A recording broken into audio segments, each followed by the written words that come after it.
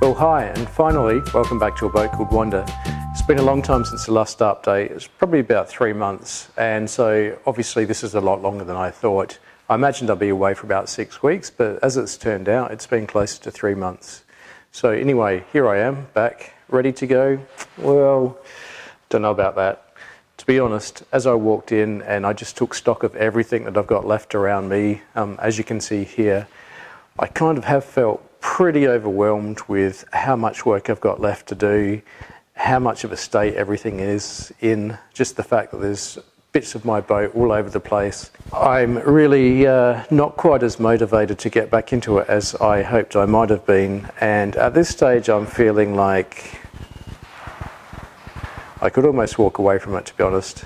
Anyway, it's early days, so hopefully once I get back into the work, everything will start to come together again, and I'll get a little bit more motivation back and a little bit more sort of hope that I can get it finished, because at this point in time, it's feeling a little bit hopeless. Anyway, let's get back up on deck and go straight back to where we left off last time. Right, now first up, let's go right back to this mast space that has now been well and truly secured in here for about 3 months with epoxy, so I'm hoping I'm still going to get this out. Well, let's have a go. Now, of course, I've got about 8mm of blue tack around here, so I've got some space to sort of manoeuvre if this is really wedged in. I can always get a blade and cut around that blue tack, and then everything should come out piece by piece. But what I'll do to start with is just see if it's got any movement in it. Nope. Alright, I think I'll get a Stanley knife or a blade or something and try and cut around this.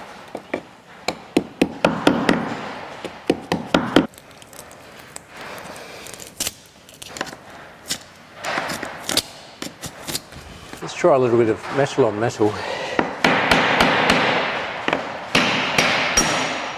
There we go.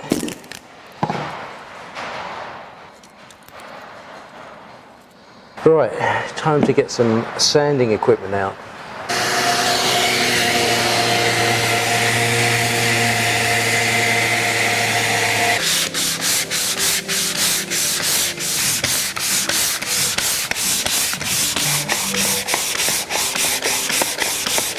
Now we've got a little bit more to do on this, which is that rear lazarette cover, and this had the big circle in it before where the vent was, which has been closed up.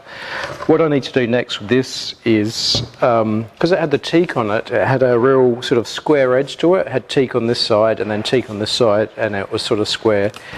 Now that I'm not going to have teak on this, I need to find a way to get a nice perfect round surface on this, because this will be all exposed, and you know, with the gloss paint it'll really stand out if it's not a good consistent radius. So what I'm trying to do here is build up a nice thick square edge to it so that I can then put that curve back. So to do that, I've just hot glued on some pieces of plastic to give me a sort of straight edge to fill up. So hopefully this will come off. There we go, one side.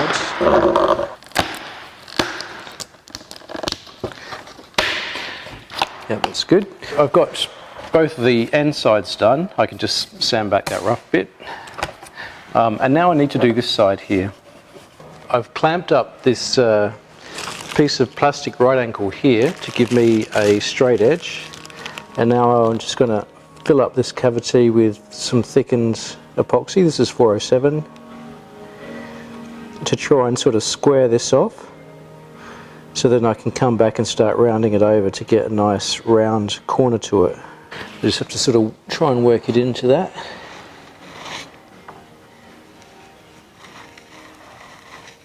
Now that's probably going to have a little dip in the middle, so I'm going to have a second go at this and try and make it a little bit proud. I'm starting to learn with this epoxy, you can't skim it too closely or too neat, because it does actually sag. No matter what you do, it seems to sag. So what I found the best thing to do is to just leave it a little bit proud, so that of course you have to sand it back. But if you don't do that, then I find you have to come back a second time and put more in.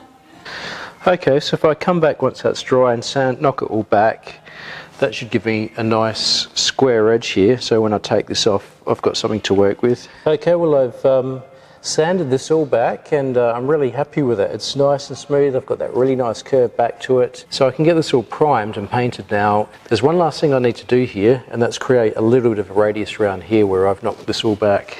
Pretty experienced with this by now. Just as the last couple of times, I'm going to start with a sort of larger ball and get down to the size I want. And the second go, I'll add a bit more pressure.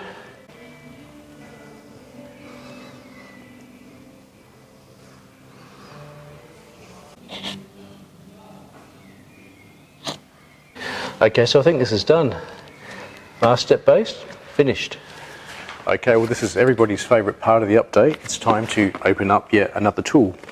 So what I have here, which I need for the deck work in preparation for painting, is a, voila, that's a 150mm orbital sander. The one that I've got, that I've been using for the last year, is a 125. This is a 150, which will be a lot better in terms of knocking down all the primer on the deck. And this is a bit of a bargain because it's Makita, which is turning out to be one of my favourite brands. And this is the penultimate model. So there's a new model out for this 150. And because of that, it was heavily discounted. So I got this for about £110 instead of 200, which is what they came out as. So yeah, there we go. Not too heavy, nice and light. Variable speed. Dust bag. Though I'll probably try and fit it to the vacuum. I've just got one more job that I'm working on here. I discovered there's a bit more fiberglass repair work that I need to do, and I came across this when we were starting to do that preparation for priming. I'll show you what's going on. So we're down here in the cockpit. Actually I'm standing where the engine normally goes, and just in this companionway I noticed there was all this sort of cracking of the gel coat and air pockets here. And the other thing I noticed is that somebody's come along here and done a Caribbean type repair, which is just to get some resin and put some sort of chopped strands in it, but not actually laminate. And there's a bit of a crack here that's been repaired. So basically I want to take this piece of timber off so that I can get to this piece and do a repair here.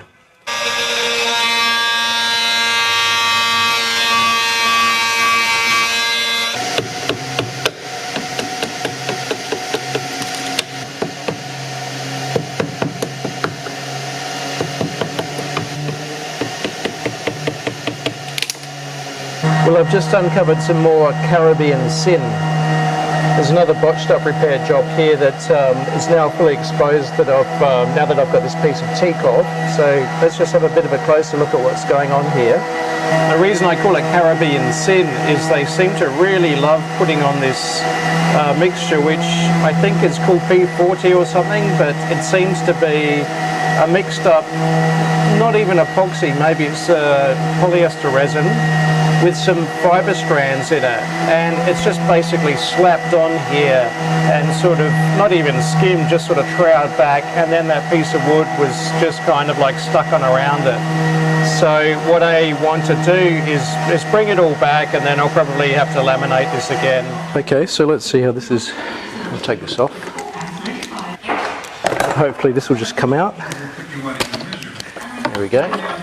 Right, so just sand off this, and then I should have a bit more sanding around here and have a nice square edge that I can start to work with to round it out again.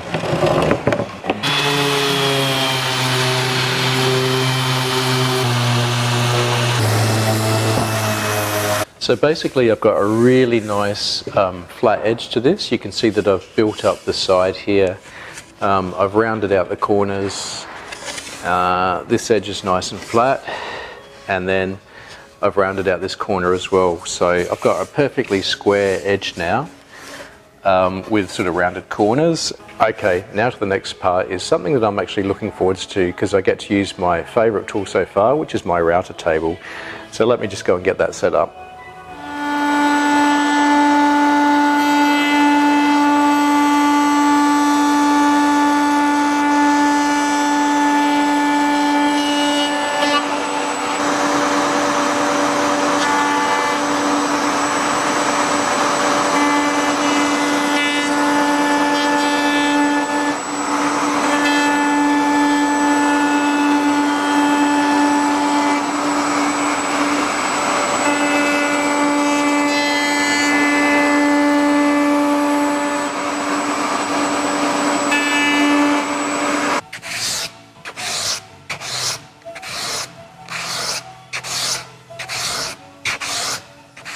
Okay, it's time to do a little bit of a test run using my new Makita orbital sander, and I just want to do a little bit on this coach roof here. I'm not sure if it's going to come through, if you can see this, but the texture is actually quite dimpled. I guess it's like a orange peel. Now, hopefully with this 320 grit, I'll be able to knock that back and get a really smooth finish.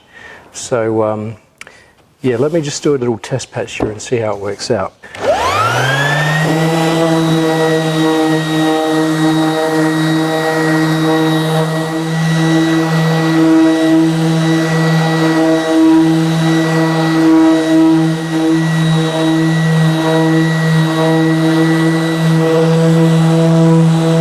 Okay, that looks pretty good. So you can see here, this is the part that's had the sanding, and you can see different colours because there was a light and a heavy mega primer, and the light grey colour here is the lighter colour. So I've gone through a couple of layers, and that's to be expected. But this is all perfectly smooth. And then you can see here, this is the original primer before it's been knocked back. There's a couple of little holes still. Yeah, they're not quite deep enough to need epoxy filler. So I think just one more coat. But given that this was so uneven, knock it back and then give it one more coat to fill up these little holes, and then knock it back again. I think that's the plan. Right, well, I'm back in the hole. I'm just about to put some laminate on this piece here that I've been working on for the last couple of days. Let's take a look. Yeah, so quite pleased with this. Basically, this is the part here that had all those holes in them where there was voids in the laminate, and the gel coat had all cracked off, and it was all really crunchy and brittle. So basically I've put my epoxy in here. I made up a little jig to give me this round corner piece and sort of skim that along to get this, well, as round as I can. Now I'm going to lay up a piece of laminate over this, coming up to about here, and then I'll have to skim this. Let's get started. Wet everything out. Ooh, sloppy. Here's a piece that I've wetted out on the desk.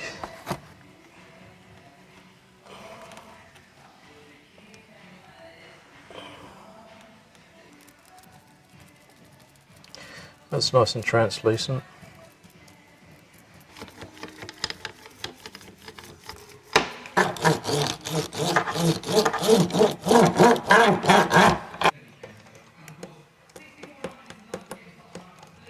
Okay, I think that is it.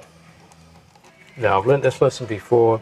It's best not to play with it too much. Once you put it up, you got the bubbles out, just leave it. Bit of peel ply, why not?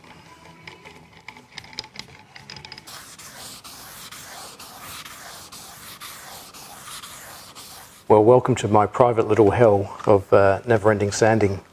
Basically what I'm doing here is just knocking back all the primer with 320 grit, so very, very fine, and using a different combination of tools. I've got my softboard here, so a bit of this sort of work. And then I've got little foam blocks with a profile sort of shaved out of the corner so that I can go along this way. and then along this way. And then finally, I learned this from Rob actually, this is a great trick, just to roll up a little bit of sandpaper and use the stiffness of the paper to control the pressure.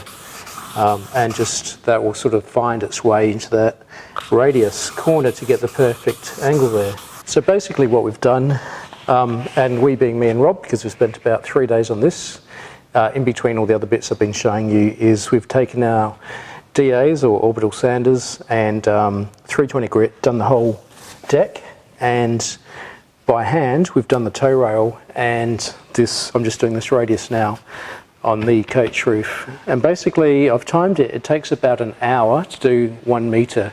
It's very, very time consuming. And it has to be done by hand. You can't really use any power tools here. There's just too much chance of sort of digging in or getting an edge of the sander. So it's all by hand sanding, it's very slow going, it's very methodical. But at the end of the day you get a really nice, perfect, smooth, round finish here. So what we're going to do next is, there are parts where the weave's still coming through. With 4 coats of primer it just wasn't quite thick enough to fill up the weave. So we've knocked it all back. We can then pencil a couple of places where it needs a little bit of filling, so we'll just spot fill it with some epoxy, and then probably just do 1 more coat and then knock that back. So most of the hard work has already been done though. It's back to it, and I'll leave the update at this point on a very high note of sanding. I'm feeling a little bit better about the project than since I started a week ago. And I think once I can get this painted, then all the other jobs are just going to flow so quickly. It'll be like 1 weekend or 1 week to complete a job. A couple of things. First up, I'm going to be away for a week. I'm actually going to go sailing on a tall ship for a week, which is going to be really exciting. It's something I've always wanted to do. So I'm treating myself for my birthday, and we're sailing from Amsterdam up to Denmark for the start of the Tall Ships Regatta, so that'll be great. So it might be another couple of weeks before the next update. But anyway, thanks for watching, thanks for sticking with me and waiting out the long wait, and I hope you're going to stick with me for the rest of the project, and you know, I'll get there in the end, so just hang in there. Okay, thanks for watching. I'll see you in a couple of weeks.